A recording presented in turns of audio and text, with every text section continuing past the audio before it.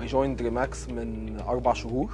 كنت قبلها بشتغل في الريل استيت بقالي 5 سنين. اساسا دكتور سنان واتخرجت 2011 وقعدت اشتغل اسنان تقريبا 10 سنين، وبعدين لقيت ان انا يعني عندي الانترست في الريل استيت وكده، وبعدين قعدنا 5 سنين بنشتغل. ما كناش بنشتغل برايمري، كان كله ريسيل بس، لحد ما بدأنا نشتغل برايمري، والكلام ده في 2020. وبعدين قررنا بقى ان احنا ندخل ريماكس من 4 شهور بس.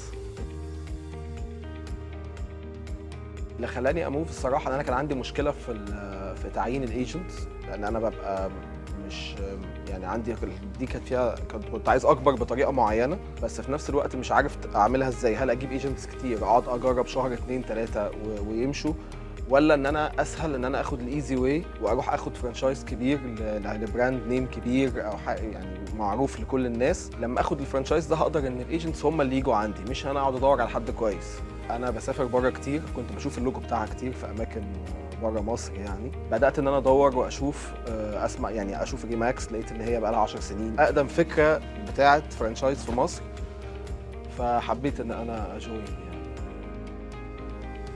ماكس خلتنا نتعامل بطريقه تانية خالص، نبص للشغل بطريقه تانية. الموضوع مش موضوع بيعه او موضوع ان انت بتبيع ريل استيت، لا، بتتحول من ان انت بس عندك تيم انت بتبيع ريل استيت وبتكبر، لا، ان انت بقى عندك شويه فكره الاورجنايزيشن اكتر، ان انت بقيت اكبر. ان انت هيجي وقت حتى لو انت على راس النتورك دي من فوق، فانت هي تحت شغاله، والتيم عندك اكتر من تيم، التيم تحتيه ايجنتس وهكذا. اكتر تول النتورك. احنا كنا مينلي بنشتغل في ارياز معينه زي الشيخ زايد، الساحل. كان بيجي لي كلاينتس كتير قوي عايزه حاجات مثلا بره، في اسكندريه، في المنصوره، في الغردقه.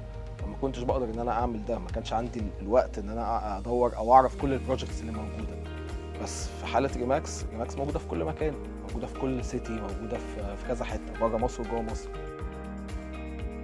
دايما بحس ان التيم ليدر بيبقى دايما مش محبوب من الايجنتس الموديل القديم، لكن في الكيس بتاعت ريماكس احنا كلنا في الاخر هي وين وين سيتويشن. فانت لو بعت انا هكسب وانت هتكسب، هو مش حاسس ان انا باخد شغله او تعبه. فده مخليني مبسوط بفكره التيمز جوه ريماكس. طبعا فرقت معانا لان احنا يعني جويند ريماكس بس من 4 شهور، وفي ال4 شهور دول احنا كنا التيم بتاعنا يمكن كنا 5 أو 6 بس في الشركه.